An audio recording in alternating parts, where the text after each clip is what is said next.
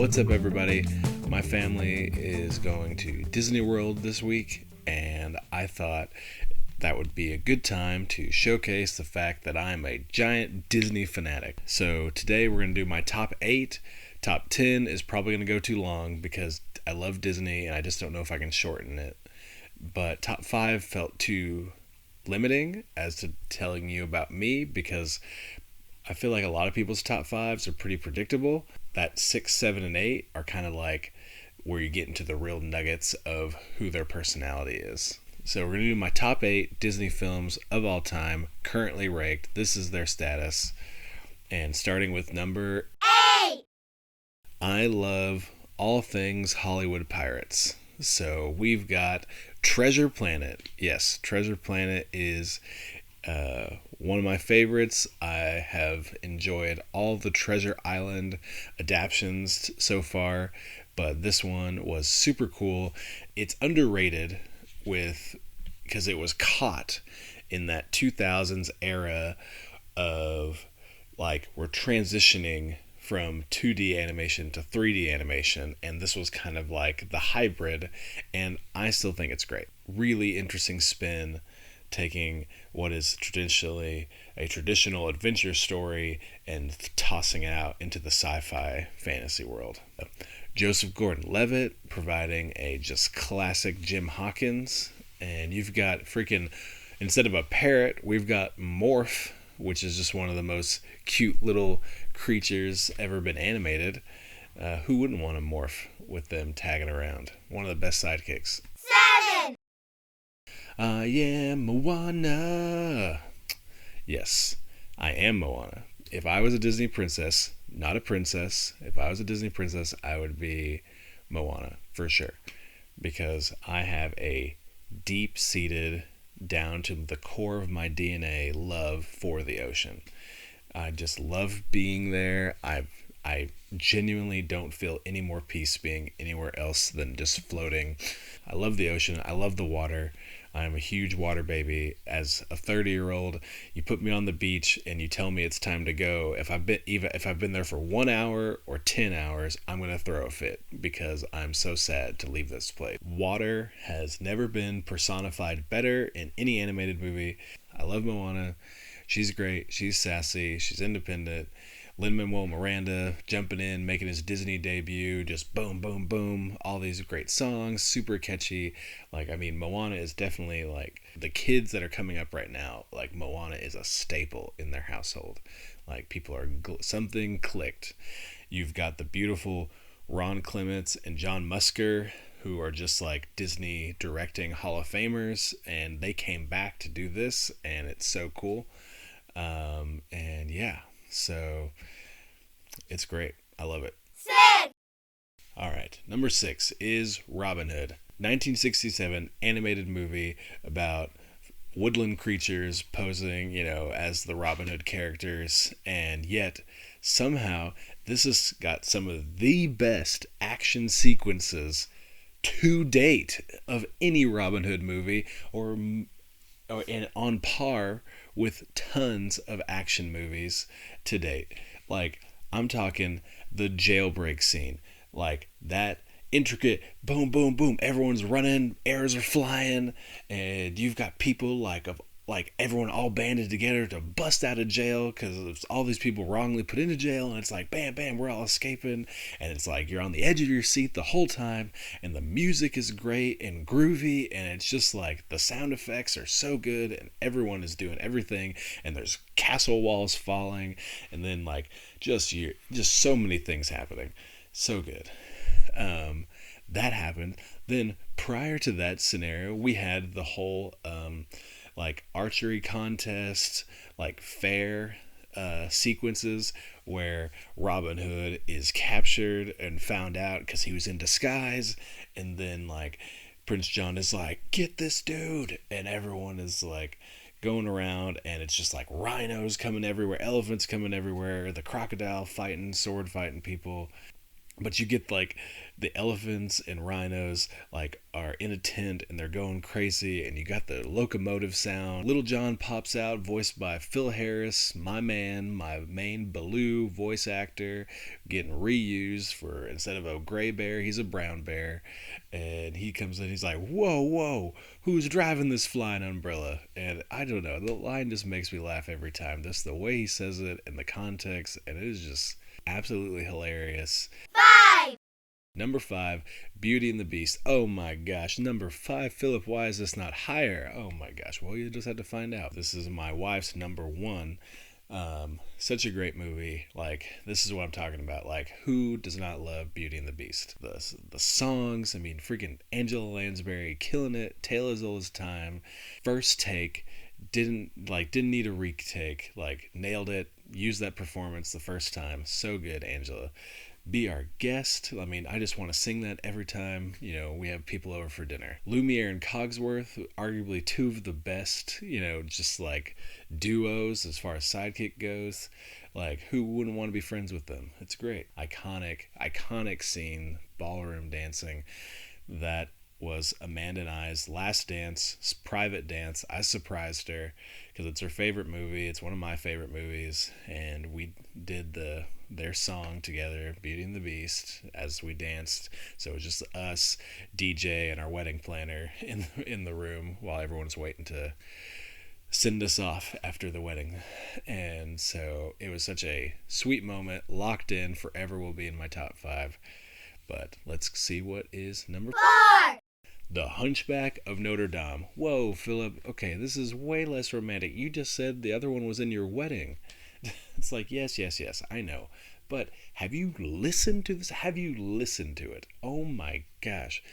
I really, really, really don't understand why this production has not been on Broadway outside of a 6-month or 6-week run in New Jersey, and then a extended run in Paris. Like, I get why it's in Paris because that's where the setting is, but like, seriously, like, it is so good. And freaking Alan Menken and company, like, they wrote like the Broadway like extended, because you have to write more songs for when you adapt the movie to Broadway, like you have to write more songs, so they did that. And I'm just like, this should be in Times Square Broadway. And it's one of Disney's darkest films. It's obviously not totally book accurate, but it's pretty, as close as you can get Disney wise. Like, the animation's great. Like, it's just like chills, goosebumps all the time when you watch that movie. And Tony Jay as Frollo is easily one of the most like villainous villains of all Disney lore. Hunchback of Notre Dame, severely underrated and overlooked by my generation. 3! We're getting into the big stuff. What's left? Is it this? Is it that? It is Aladdin, of course. Come on. Aladdin, Whole New World, Friend Like Me. Robin Williams, our comedy king here. So good. So many absolute bangers of songs. And, I mean, I just can't not smile with that movie. Fun fact, because I don't cry during sad parts. I only cry during happy parts. For example, in Aladdin, I don't cry when all hope is lost. I cry when Genie is set free. It's a happy, glorious moment. Blah blah blah. I'll tear up when Hunchback, Quasimodo is like being carried off and everything's happy. He's got friends. Like, that moment. Like, so many things. So that's kind of where I'm tearing up. 2. A movie that will never happen again at all in the Disney franchise is The Emperor's New Groove. What a sassy, sarcastic, cynical, but like one of the most like human movies that Disney animation has put out. The Emperor's New Groove. So funny. David Spade, Patrick Warburton, John Goodman, Eartha Kitt. Really funny, like off the cuff, like the black sheep of the good films. Of course, Disney had a dark era, and a lot of those films we don't talk about. This is like one of those like widely accepted, like beloved movies that will never get remade again, and it's so different. And I remember even my parents being like, when they saw it, like, that was a little bit more adult humor than I was expecting. But it's great. It'll never happen again, and you just have to look it up of what could have been. Check out Sting, like look up Emperor's New Groove and Sting, and Sting's wife, who was making a documentary called like How the Sausage Gets Made or something like that. And it was going to be all these behind the scenes of the Disney process, because they were trying to get Sting to be like the new Elton John, how Elton John was to Lion King, and it just didn't pan out. There was directors left the project. Emperor's New Groove started out to be this giant, huge, crazy musical, and then like it split in half, and like they had a McDonald's deadline, and the movie was like not even like fully written yet, and they had to like compete and change stories drastically. Like it's amazing that the movie got made and was as great as it was. But like there was like zero checks and balances for a lot of those jokes that were written in there. They were just writing what they thought was funny. And it's almost interesting if we let comedians or writers just be themselves and not like force them to be in their formula. Kathleen Kennedy, woof. So anyways, let's move on. Here we go. My number one of all time. This was actually the first clue when my wife first met me. Our first introduction, she was like, oh, this guy actually likes Disney and knows his stuff. Deep cut. The Jungle Book. Absolutely. I referenced it, obviously. I said Phil Harris was my man a minute ago. Love him. Baloo is my spirit animal. Like, he is just like me through and through. That is like who I am at my core.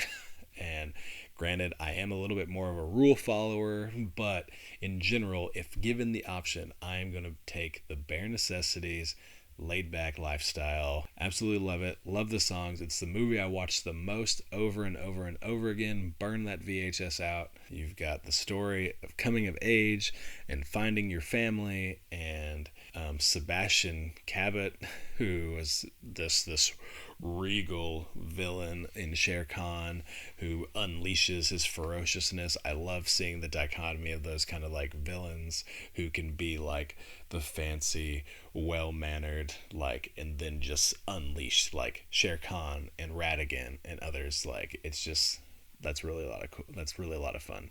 I always cry at the end when they think Baloo's dead and Baloo comes back, and it's funny and it's a joke, and Bagheera's over there, sentimental moment. They think Baloo's dead, and he just tosses out a little John 15:13. Greater love has no one than this, to lay down one's life for their friends. Boom! Bible verse. Don't see that in many Disney movies nowadays. Like, that's just a huge bonus for me as a Christian. Yeah, it's just, I love the 2D animation. I love the scribbly drawing, like just the sketches. You can see the pencil sketches like in all the background scenes. Like, the music is just really like just takes you on this journey, and yeah, just so good. At talking about songs, we had a lot of Disney songs and instrumental stuff at our wedding. I already mentioned Beauty and the Beast. My wife, as her gift to me, she didn't know, even without knowing that I had the gift for her with Beauty and the Beast, she let us exit the ceremony. She had us coming back down, leaving the ceremony, heading to the reception, using the Jungle Book reprise at the end, where Bagheera and Baloo are in each other's arms, dancing back into the jungle with the super jazzy version of Bare Necessities. So good. Just highlight moments in my life. So that is my Disney top eight Disney films of all time. Yes, I did not include Pixar. I did not include live action Disney movies. Those are all separate in my book. Those are separate ranked lists. So we will do those another day. I hope you guys have a great week. Stay safe out there, and we'll see you when I get back from Disney.